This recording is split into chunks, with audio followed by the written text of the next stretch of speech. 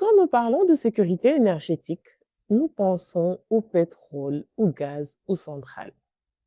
Mais si la prochaine crise énergétique n'était pas une pénurie de ressources, et si c'était juste une panne informatique?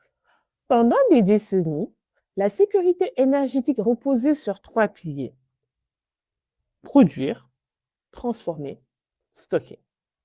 Aujourd'hui, un quatrième pilier est apparu et il commande tous les autres: piloter. Regardez où va l'argent. Selon le rapport de l'AIE, les investissements énergétiques mondiaux atteindront 3 400 milliards de dollars en 2026, dont près de 2 200 milliards dirigés vers les énergies décarbonées, les réseaux, les stockages et l'électrification. La sécurité énergétique quitte la couche physique, à savoir les barils, les détroits, pour migrer vers la couche logique, les électrons et surtout les systèmes qui les pilotent, comme les SCADA, les DCS, les automates, les centres de conduite. Et là, tout change.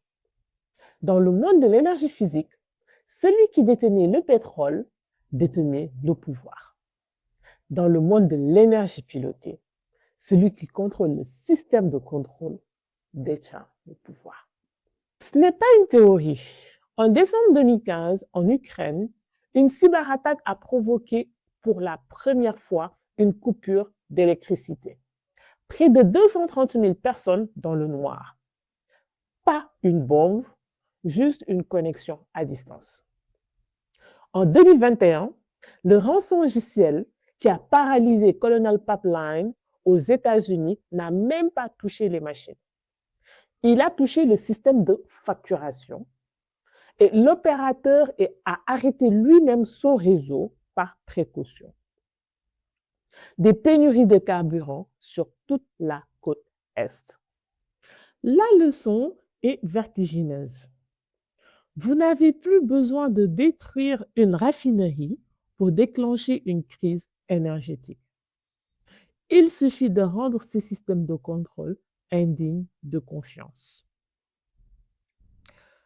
Aujourd'hui, si la sécurité énergétique dépend désormais de l'intégrité du code, alors qui est le vrai stratège de l'énergie?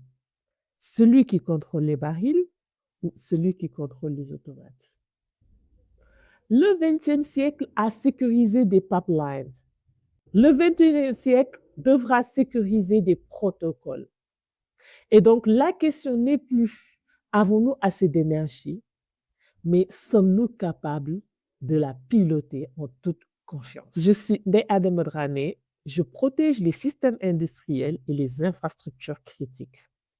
Mon engagement, un numérique de confiance au service des peuples et de la planète.